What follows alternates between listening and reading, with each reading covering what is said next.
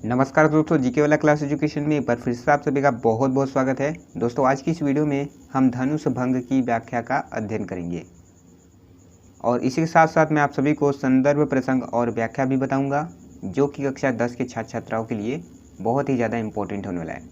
तो दोस्तों, ये वीडियो 3 पार्ट में होगी। आज का ये जो वीडियो है, यह वीडियो का फर्स्ट पार्ट होगा। जल्द ही मैं आप सभी के लिए वीडियो का सेकेंड पार्ट और थर्ड पार्ट बना दूंगा। तो दोस्तों, इसके पिछले वीडियो में मैंने आप सभी को सूरदास के पद का व्याख्या बताया था। यदि आपने उस वीडियो को अभी तक नहीं देखा है तो मैंने आई बटन पर दे दिया है, नहीं तो मैंने डिस्क्रिप्शन बॉक्स में भी दे दिया, आप जाकर के वहाँ से देख सकते हैं।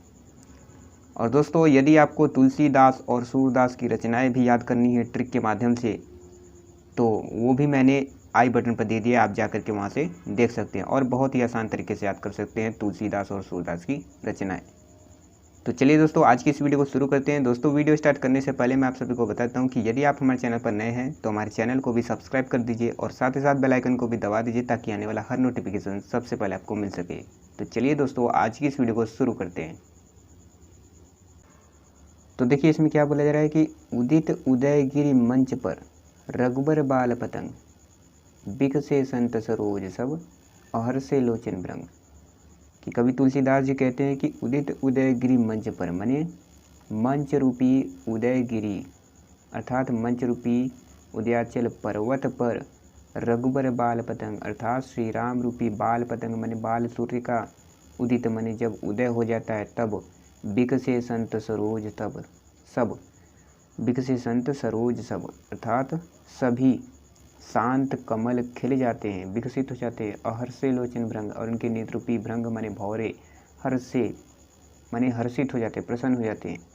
तो कहने का अर्थ ये है यहाँ पर कि जैसे ही श्री राम रूपी बाल सूर्य का उस मंच पर उदय हो जाता है, तब उस सभा में जितने भी साधु संत होते हैं वे सभी कमल के समान विकसित हो जाते हैं, माने खिल जाते हैं। अहर्षे लोचन भृंग और उनके नेत्ररूपी जितने भी भृंग अर्थात भौरे और उनके नेत्र पे जितने भी भौरे होते हैं वो सभी हर्षित हो जाते हैं, प्रसन्न हो जाते हैं। तो देखिए, यहाँ पर क्या बोला जा रहा है कि जैसे ही श्री राम का उदय हो जाता है मंच पर, और उसके बाद जो वर्णन होता है उसका वर्णन यहाँ पर नीचे किया गया है। तो चलिए पढ़ लेते हैं उसके बाद कि निपन केरी आशा निशिनासी। निपन केरी माने राजाओं की, आशा निशिनासी आशा रूपी रात्रि का नाश हो जाता है। अब वचन नखत अवली न प्रकाशी। देखिए, अवली मतलब होता है पंक्ति। अब वचन नखत अवली न प्रकाशी और वचन रूपी तारों की पंक्ति अर्थात वचन रूपी नक्षत्र तारों की पंक्ति न प्रकाशी अर्थात प्रकाशित तो नहीं होती है। तो जैसे ही श्री राम का मंच पर उदय हो जाता है तब राजाओं की आशा रूपी रात्रि का नाश हो जाता है और वचन रूपी नक्षत्र तारों की पंक्ति न प्रकाशित नहीं होती है, अर्थात वे सभी चमकते नहीं हैं, कुछ बोलते नहीं हैं। और मानी महीप कुमुद सकुचानी, मानी अर्थात अभिमानी, महीप माने होता है राजा, अर्थात मानी महीप कुमुद सकुचानी और जितने भी अभिमानी राजा होते हैं वे सभी कुमुद के पुष्प के समान संकुचाने लगते हैं। अकपटी भूप उल्लुक लुकाने और जितने भी कपटी रूपी उल्लुक राजा होते हैं, भूप माने होता है राजा, और जितने भी कपटी उल्लुक राजा होते हैं वे सभी छिप जाते हैं। और भय विशोक कोक मुनि देवा और उस सभा में जितने भी देवता और मुनि थे, और उस सभा में जितने भी देवता और मुनि रूपी कोक माने होता है चकवा अर्थात कोयल, और सभा में जितने भी देवता और मुनि रूपी चकवा थे वे सभी उनके शोक समाप्त हो जाते हैं। तो देखिए, यहाँ पर भय विशोक का मतलब ये नहीं कि शोक रहित हो जाना, यहाँ पर बोला जा रहा है कि शोक की समाप्ति हो जाना। क्यों बोला जा रहा है ऐसा? देखिए, मैं आप सभी को बताता हूँ कि उस सभा में जब श्री राम का उदय नहीं हुआ था मंच पर, तब तो उस सभा में जितने भी देवता और मुनि थे वे सभी शोक से रहित थे, अर्थात वे सभी दुखी थे, उनके चकवे दुखी थे। और जैसे ही श्री राम का उस मंच पर उदय हो जाता है तब उस सभा में जितने भी देवता और मुनि रूपी चकवा थे वे सभी शोक समाप्त हो जाते हैं। वही यहाँ पर बोला जा रहा है, वही यहाँ पर बोला जा रहा है कि भय विशोक कोक मुनि देवा, उस सभा में जितने भी देवता और मुनि रूपी चकवा थे वे सभी समाप्त हो जाते, उन सभी के शोक समाप्त हो जाते। और बरस ही सुमन जना वही सेवा, और मुनि और देवता पुष्प की बारिश करते हुए जना वही सेवा अपनी सेवा को जनाते हैं अर्थात प्रदर्शित करते हैं। और गुरु पद बंदी सहित अनुरागा, देखिए सहित अनुरागा अर्थात अनुरागा मतलब होता है प्रेम, अर्थात प्रेम के साथ गुरु के चरणों की वंदना करते हुए राम मुनिन सन आयुष मांगा, श्री राम मुनियों से आयुष मांगा आज्ञा मांगते हैं। क्या करने के लिए? उस धनुष को तोड़ने के लिए। तो इसका अर्थ ये होगा कि प्रेम के साथ गुरु की चरणों की वंदना करते हुए श्री राम मुनियों से आज्ञा मांगते हैं उस धनुष को तोड़ने के लिए। सहज ही चले सकल जग के स्वामी, मत मंजु बर कुंजर गामी। देखिए बर मतलब होता है श्रेष्ठ, कुंजर मने हाथी, और गामी मतलब होता है कि मस्त चाल, और मंजू मतलब होता है सुंदर। तो देखिए इसका अर्थ क्या होगा कि सकल जग के स्वामी अर्थात संपूर्ण जग के स्वामी अर्थात श्री राम जब अपनी सहज गति से चलते हैं तब सुंदर मत वाले श्रेष्ठ हाथी जैसी मस्त चाल से जब श्री राम उस धनुष को तोड़ने के लिए आगे बढ़ते हैं तब देखिए आगे क्या वर्णन किया गया है कि चलत राम सब पुर नर नारी। और जैसे ही श्री राम उस धनुष को तोड़ने के लिए आगे चलते हैं तब जनकपुर के जितने भी नर नारी होते हैं पुलक पूरी तन, जैसे श्री राम चलते हैं तो जनकपुर के सभी नर नारी जो होते हैं उनके शरीर पुलकित हो जाते हैं, माने वे सभी रोमांचित हो जाते हैं, प्रसन्न हो जाते हैं। और भय सुखारी, और वे सभी सुख प्राप्त होता है और उन सभी को सुख मिलता है। और उसके बाद देखिए आगे क्या लिखा है कि बंदी पीतर सुर सुकृत संभारे। देखिए सुकृत मतलब होता है पुण्य, तो कहने का अर्थ यहाँ पर यह है कि बंदी पीतर सुर सुकृत संभारे, जो कुछ पुण्य प्रभाव हमारे, अर्थात जनकपुर के जितने भी नर नारी थे वे सभी अपने पितरों और देवताओं की वंदना करते हुए अपने पुण्य को संभालते हुए कहते हैं कि जो कुछ पुण्य प्रभाव हमारे, यदि हमने जो कुछ भी अर्थात हमने थोड़ा सा भी पुण्य किया है तो शिव धनुष मिनाल की नाई, तो रहु राम गणेश गोसाई। तो हे गणेश गोसाई श्री राम उस शिव धनुष को मृणाल की नाई अर्थात मृणाल कमल नाल की भांति, नाई मतलब होता है भांति, मृणाल कमल नाल की भांति उस धनुष शिव धनुष को तोड़ दें। तो कहने का अर्थ यहाँ पर यह है कि जनकपुर के जितने भी नर नारी होते हैं वे सभी अपने पितरों और देवताओं की वंदना करते हुए अपने पुण्य को संभालते हुए कहते हैं कि यदि हमने थोड़ा सा भी जो कुछ भी पुण्य किया है तो हे गणेश गोसाई श्री राम भी उस शिव के धनुष को कमल नाल की भांति तोड़ दें। तो दोस्तों मैं ऐसा करता हूँ कि आप सभी को ये पहला दोहा अच्छे से समझ में आया होगा। तो देखिए आप इसका प्रसंग, संदर्भ और काव्य का सौंदर्य कैसे लिखेंगे। देखिए संदर्भ में आप लिखेंगे कि प्रस्तुत पद्यांश हमारी पाठ्य पुस्तक हिंदी काव्य के धनुष भंग नामक पाठ से लिया गया है, जिसके रचयिता कौन है? तुलसीदास जी हैं। और उसके बाद आप क्या लिखेंगे प्रसंग में? देखिए प्रसंग में किसका वर्णन किया गया है?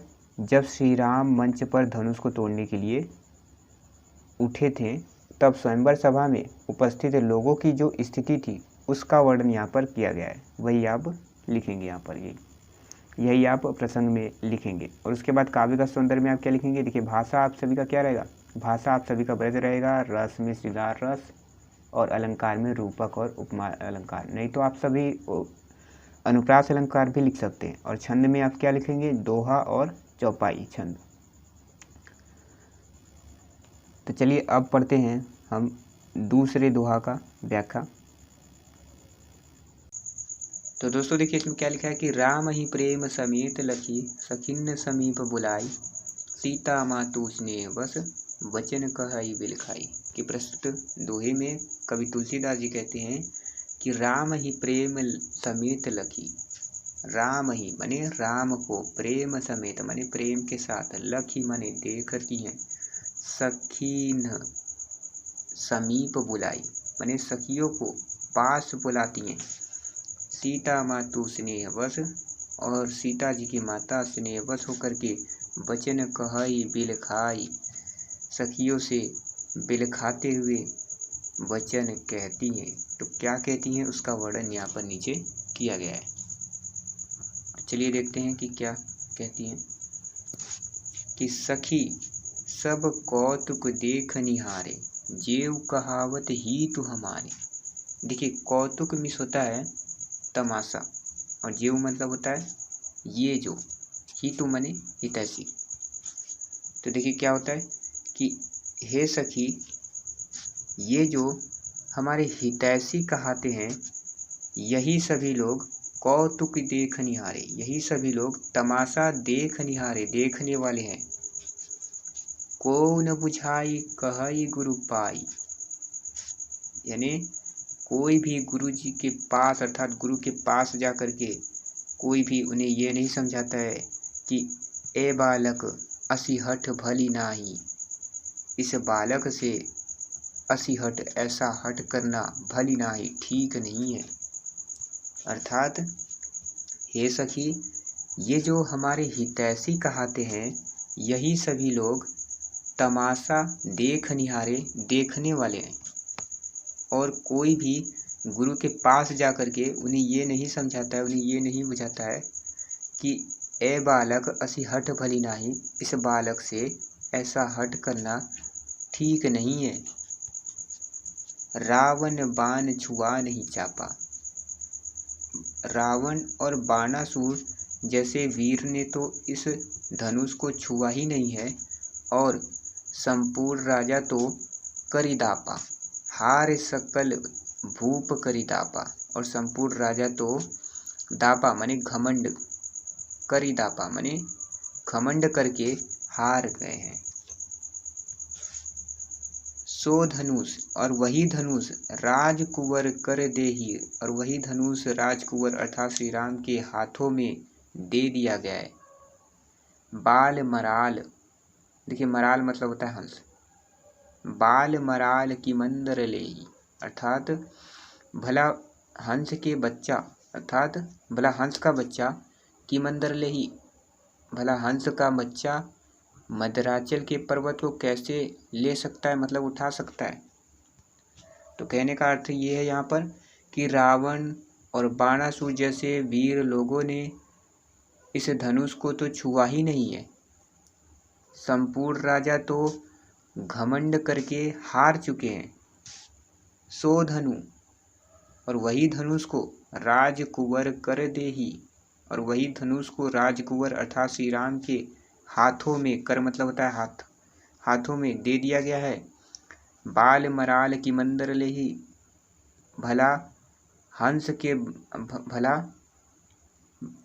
भला छोटा हंस मदराचल के पर्वत को कैसे उठा सकता है। भूप शयानप सकल सिरानी, और राजा की तो शयानप सकल, देखिए शयानप मतलब होता है समझदारी और सकल माने होता है संपूर्ण, यानी राजा की तो संपूर्ण समझदारी ही सिरानी मतलब समाप्त हो गई है। अर्थात भूप शयानप सकल सिरानी माने राजा की तो संपूर्ण समझदारी सिरानी समाप्त हो गई है। इसलिए हे सखी विधि गति कछु जाति न जानी, इसलिए विधाता की गति के बारे में कुछ भी नहीं जाना जा सकता है।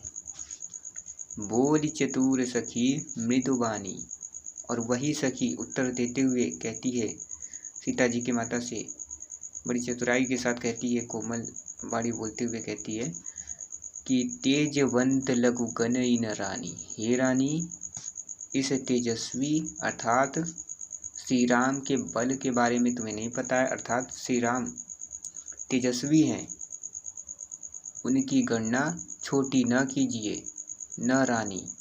हे रानी, श्री राम तेजस्वी हैं, उनकी गणना लघु गणई न रानी। श्री राम तेजस्वी हैं, उनकी गणना छोटी न कीजिए। कहाँ कुंभज कहाँ सिंधु अपारा, अर्थात कहाँ घड़े से उत्पन्न मुनि अगस्त्य और कहाँ अपार सिंधु, जिन्होंने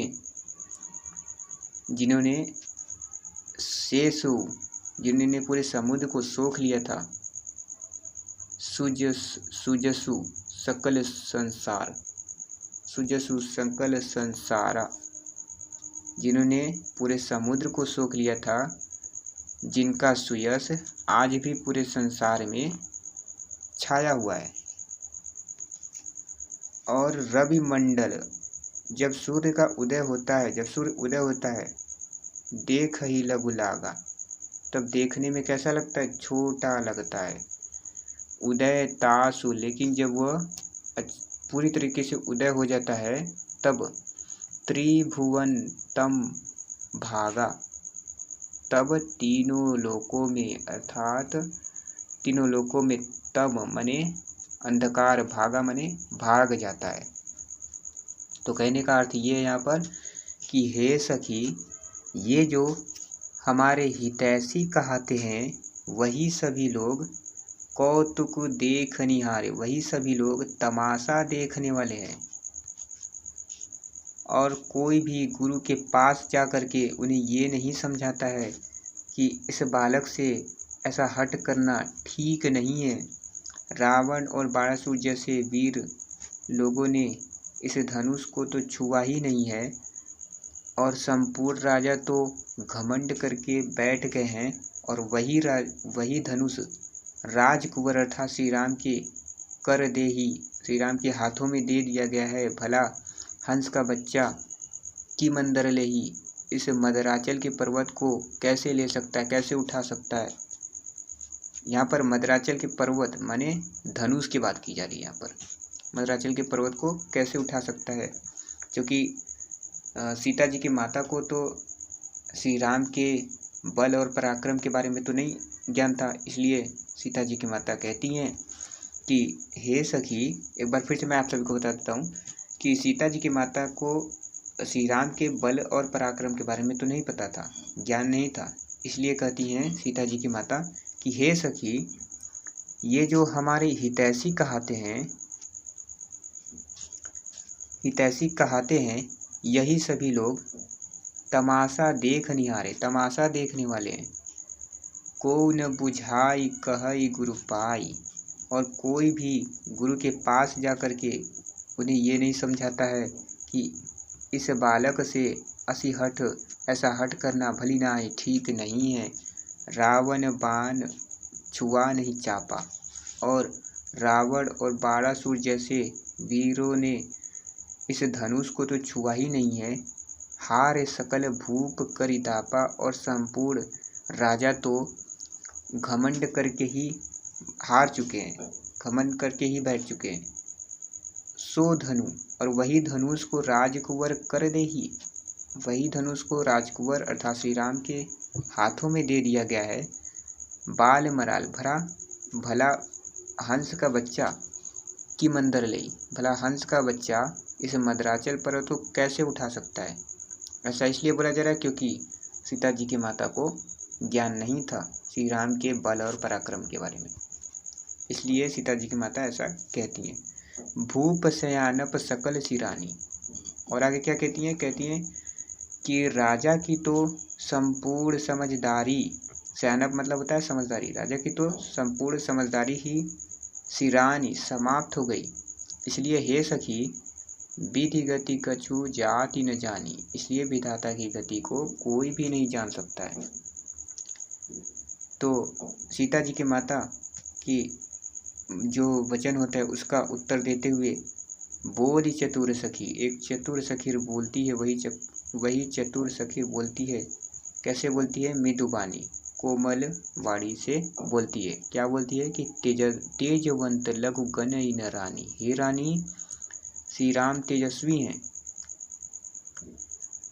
और उनकी गणना छोटी न कीजिए, न रानी मना छोटी न कीजिए। कहाँ कुंभज कहाँ सिंधु अपारा, माने कहाँ घड़े से उत्पन्न अगस्त्य मुनि और कहाँ अपार सिंधु जिन्होंने पूरे समुद्र को सोख लिया था। सुजसु सकल संसारा, जिनका सुयश आज भी संसार में छाया हुआ है। रवि मंडल देखत लघु लागा, जब सूर्य उदय होता है तो देखने में छोटा लगता है, और जब वो पूरी तरीके से उदय हो जाता है, उदयम तासु, जब वो पूरी तरीके से उदय हो जाता है तो त्रिभुवनम तम भागा, तब तीनों लोकों में अंधकार भाग जाता है, अर्थात अंधकार समाप्त हो जाती है। तो दोस्तों आप इसमें संदर्भ में तो आप सभी को वही लिखना है। प्रसंग में आप क्या लिखेंगे? प्रसंग में आप लिखेंगे कि प्रस्तुत पद में सीता जी की माता का श्री रामचंद्र के प्रति अत्यधिक स्नेह है। यही आप क्या लिखेंगे? प्रसंग लिखेंगे। माने प्रस्तुत पद में सीता जी की माता का श्री रामचंद्र के प्रति अत्यधिक स्नेह व्यक्त किया गया है। और काव्यगत सौंदर्य में आप क्या लिखेंगे? इसमें काव्यगत सौंदर्य में आप सभी का भाषा क्या रहेगा? भाषा आपका अवधि रहेगा। रस में आप श्रृंगार रस लिख दीजिएगा। छंद में आप दोहा और चौपाई छंद लिख दीजिएगा। अलंकार आप सभी का रूपक अनुप्रास लिख दीजिएगा। यही आप सभी का क्या रहेगा? काव्यगत सौंदर्य रहेगा। तो दोस्तों आपको ये वीडियो कैसी लगी यह हमें कमेंट बॉक्स में ज़रूर बताइएगा, और यदि हमारी वीडियो अच्छी लगे तो हमारे वीडियो को लाइक ज़रूर कीजिएगा। जल्द ही मैं आप सभी के लिए वीडियो का सेकंड पार्ट लेकर के आ जाऊँगा। तो दोस्तों मिलते हैं एक और वीडियो के साथ।